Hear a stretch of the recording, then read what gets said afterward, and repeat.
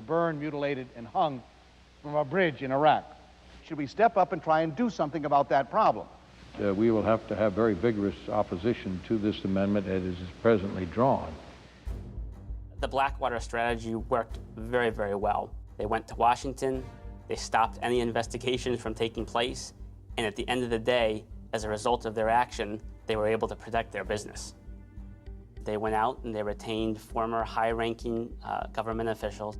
Cofer Black, who was a high-ranking official at the Central Intelligence Agency, Joseph Schmidt, who was the Inspector General at the Pentagon. And undoubtedly, when you go out and you retain high-ranking officials like that, they certainly are helpful in attracting new business, pursuing new business, and getting new contracts. Within a year after the Fallujah incident, they had received over $200 million in new government contracts.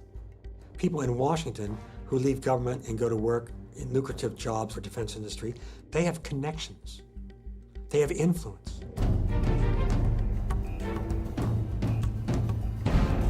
Business boomed. They just built a brand new headquarters. That's a big expansion. It's a rather big expansion, but it's needed. Certainly we've left room for growth. Right, 8,000 square feet in the original building, 64,000 square feet here. The company says it can assemble hundreds of battle-ready men, a small private army at a moment's notice. Teams of Blackwater independent contractors are deployed around the world.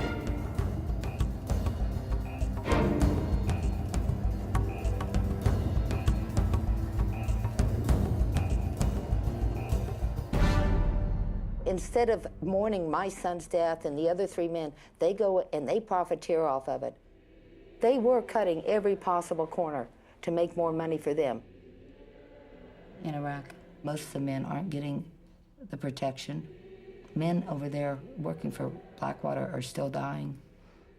The world really needs to know what's going on over there, and we need to stop it. There has to be accountability. Right now, they are literally getting away with murder. Drugi put pod križem. Klanjamo ti se, Kriste, I blagoslivljamo te. Companies should not be permitted to operate in a war zone and not be held accountable.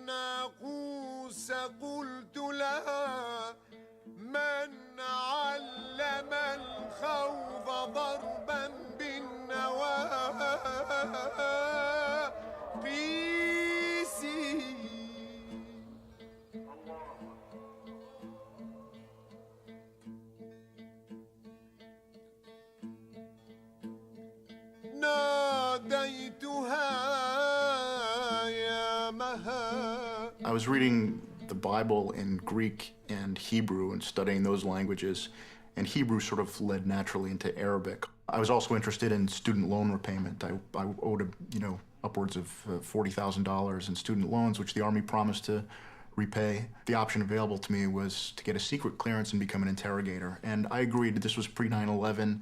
I didn't really expect I'd have to interrogate someone, or imagined if I did, it would have been in a conventional war where things would have been very different. I found out in April of 2003 by a phone call. He said, well, the good news is, congratulations, you've been selected for promotion to Brigadier General. I said, well, that's good news. What could possibly be the bad news? And he said, well, the bad news is your unit, you'll be commanding, assisting the prisons experts with the restoration of prisons for all of Iraq. And they're already deployed. And I said, well, can I go? And there was just a second of silence on the other end of the telephone, and he said, you want to go? I received a telephone call from a Mr. Saleh. He said, can you help me? He said, the Americans took my money, and they hurt me very bad. And I just came from Abu Ghraib. He told me of one incident where he was stripped nude, and they tied a rope to his penis with 7 or 8 other men, and then they would, these were American personnel, he's telling me, and they would push one man, and all of them would fall, and they'd be joking and laughing and mocking him.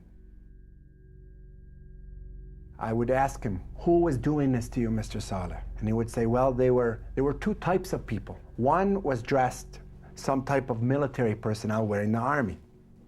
And then the other type would be in civilian clothing. I go, what do you mean civilian clothing? He goes, like normal pants, like any normal pants and a normal shirt. So that's the first time when it struck me that there's another element being involved here in Abu Ghraib, another type of person there. كان يوم أحد. يوم الاثنين كانت حالة من الفوضى ومن الإجراءات الأمنية الشديدة. يوم الثلاثاء اللي هو يوم اعتقالي ذهبت إلى عملي، مو عملي أنا يعني كنا في موقع عمل في منطقة الحصوة، فأني أعمل في مجال الكهرباء. تم نقلي إلى سجن أبو غريب في بداية عام 2004 باليوم الأول من الشهر الأول لعام 2004. كان أكو شخص مدني واقف بيتأمر يعني ياخذون أوامرهم من عنده اللي هم الشركات الأمنية. أدخلوني إلى الزنزانة، كبلوني وتم خلع ملابسي بالقوة. يعني أسلوب من أساليبهم أنه القبض التناسلي للرجل يلفون عليه حبل ويجروه هيك مثل عملية الخنق. شنو الغاية من عندها؟ شنو هاي الأبرة تضربون إياها اللي أنا هسه حاليا حتى أطفال مدى يصيرون عندي؟ شنو الداعي لأنه جيش يستعين بشركات أمنية مدنية للتحقيق مع معتقلين؟ بس أنا أقول لك هاي الشركتين مؤكدة، شركة تايتن وشركة CI. When I saw the photographs for the first time, and I said to the commander of the Criminal Investigation Division, who was showing them to me, I said, why are the translators around the prisoners? Why are the translators in the cell block? And he said, ma'am, those aren't translators, those are khaki interrogators. Khaki was hired by the Department of Interior out of a little town in Arizona called Sierra Vista, and they were hired to do database work. And that contract, which was sort of a blanket contract that allowed them to do a whole bunch of different things, was used to do interrogation in Abu Ghraib. So what ostensibly was a contract to do clerical work or IT work turned out to be getting information not from a computer but from human beings in a notorious prison in Iraq. At the time of the scandals in the spring of 2004, roughly 50% of the interrogators were private contractors. This amendment, Madam President, attempts to address what I believe is a very legitimate and serious concern that have come to light in recent days with respect to the use of, or misuse of, contractors in the treatment of detainees in Iraq.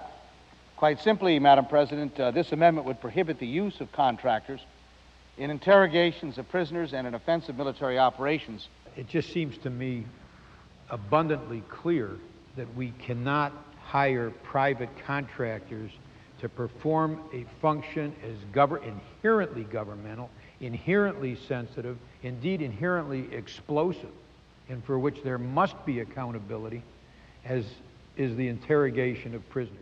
Corporations exist to make a profit, and when they're hired to do jobs, whether it's the provision of water or the interrogation of prisoners, their job is to get as much work as possible, make as much profit as possible.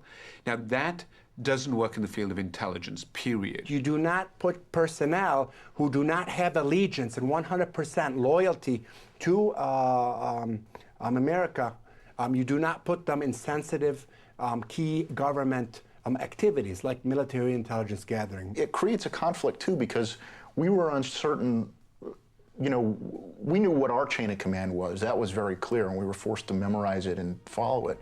But what's the khaki chain of command?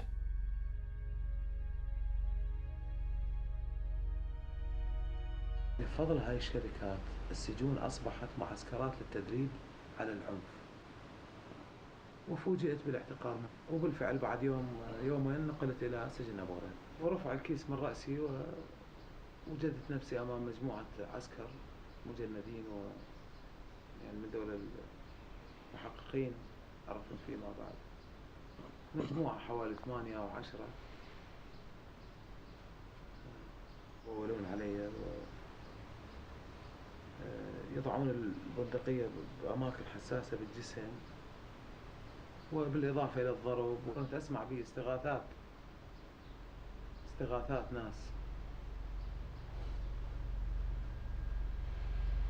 ناس تستغيث من تعذيب أو من ضرب ونباح كلاب.